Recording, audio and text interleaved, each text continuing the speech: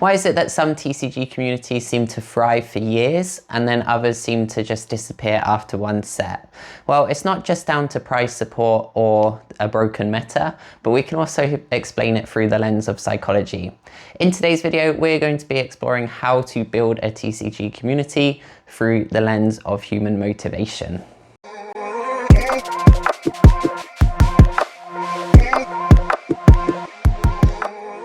Welcome back to TCG Psychology, the channel where we turn psychological insights into competitive advantages. Now, today we're going to be taking an interesting look at TCG communities and how we can explain how to build and develop your TCG community through the lens of psychology.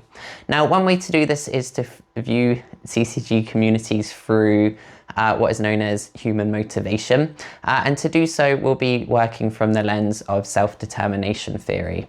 Now, self-determination theory is a theory that explains how we can build intrinsic motivation within individuals to encourage them to keep coming back.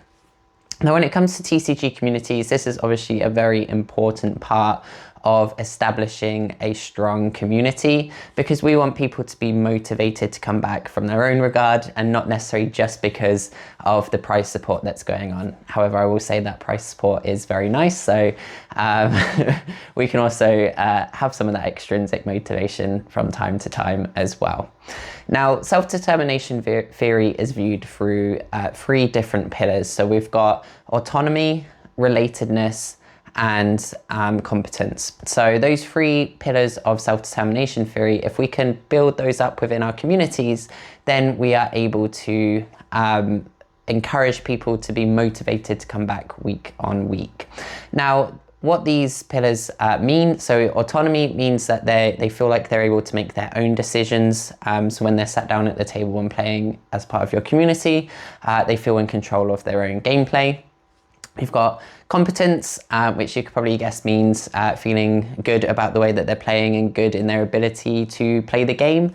And then relatedness as well, so how connected they are with the other people that share the space. As we go through the video, I'll be sharing some tips and tricks on how to build your community up from the intrinsic motivation lens through each of these pillars. The first pillar that we're going to be focusing on is autonomy. And as I mentioned before, autonomy relates to how we feel about how in control we are in regards to our gameplay.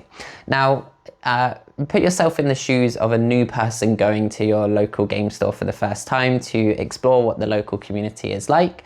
How many times have you been in that position and there's been a local expert who has felt the need to tell you everything you're doing wrong or everything you should be doing as you're going through that first game? It doesn't make you feel very good about the way that you're playing. It doesn't make you feel very confident in playing against other people in that particular TCG, and overall it's not going to be a great experience. So as it comes to encouraging new players to join the community and to build up this community, what you want to try and encourage is to support them in learning the game effectively while not telling them exactly what to do, because at the end of the day they need to be able to make their own decisions so that they can feel in control of what they're doing and learn from the gameplay that they're making.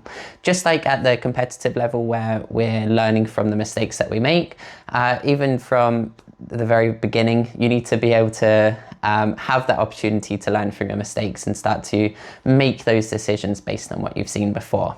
So if you are part of a community and you're encouraging new players to come and join and play the game, my suggestions would be to ask them if they would like any tips and tricks as you're playing or after the game's finished playing.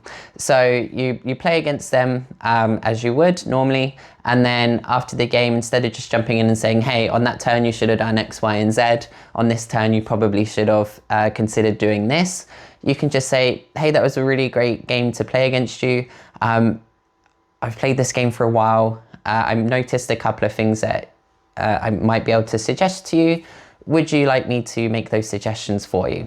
And then what that is doing is giving them the autonomy over the decision on whether they want that information given to them, or if they would rather just learn intrinsically and figure out what they were doing wrong on themselves, which again is a totally appropriate approach. You may find that as they become more comfortable with the community, then they feel more comfortable sort of asking for that support and asking questions. So in order to support that autonomy and allow them to feel in control of their own decision making, the biggest thing would be not to jump in on them and tell them what they're doing wrong and what they should be improving, but rather asking if they would like that advice.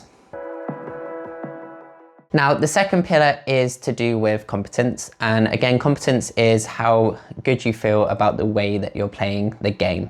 Now, again, in a new player environment, as you're entering into your local game store for the first time and you're starting to see that community, it's very likely that there's going to be quite a big gap in skill level in terms of where they are at compared to probably the top performing players at that store.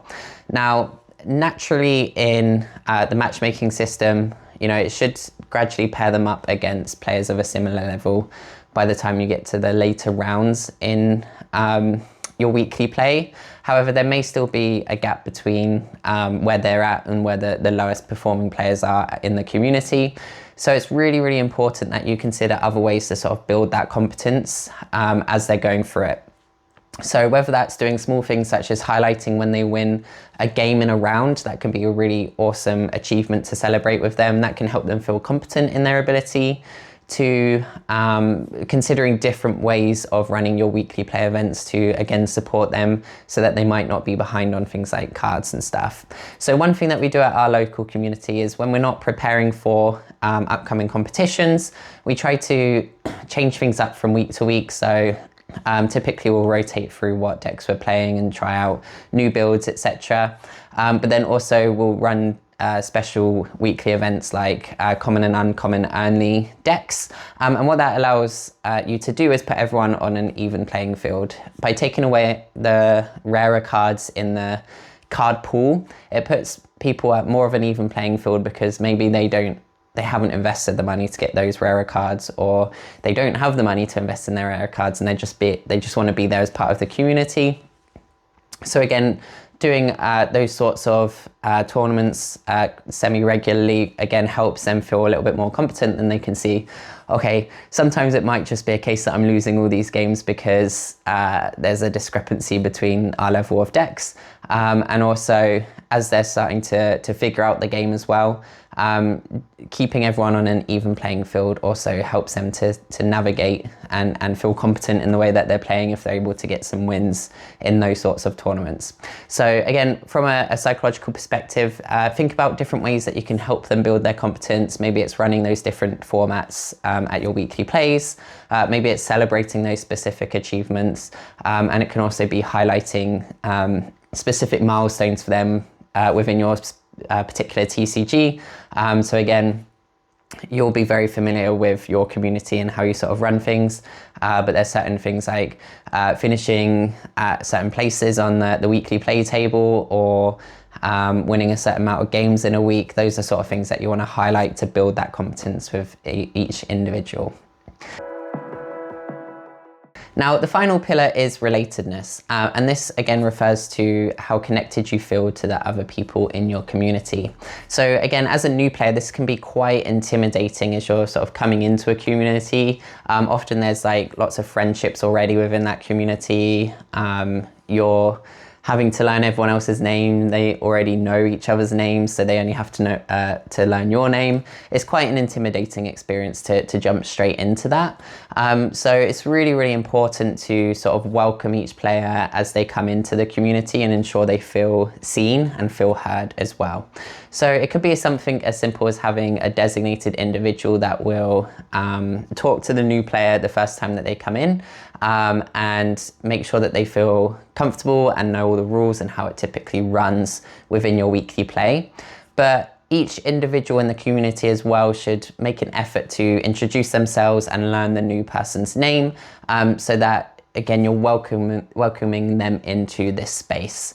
That relatedness piece is very, very key when it comes to that intrinsic motivation to want to come back, because if you feel part of a community, that can sometimes fill in the gaps for things like competence and stuff as they're sort of starting out, and gradually the emphasis can focus more onto that competence piece as they feel comfortable learning and enjoying the environment that they're a part of. And that really does come from the individuals that are in that community. So making a real effort to get to know them and to make them feel welcome is really, really important.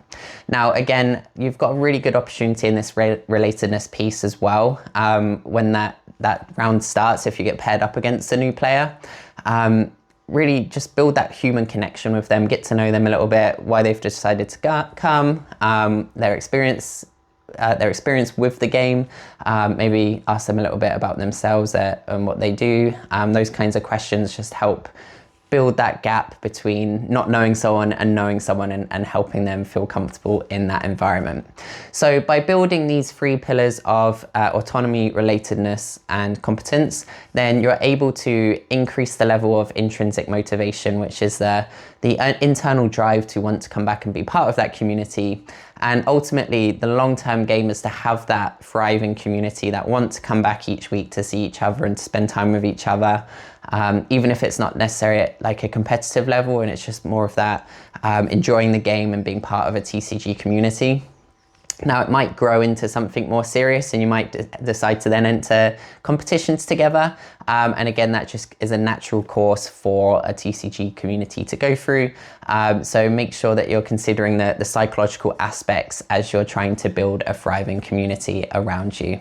I hope you enjoyed that video on building TCG communities. If you know your local community could benefit from a video like this, then do please feel free to share it with them.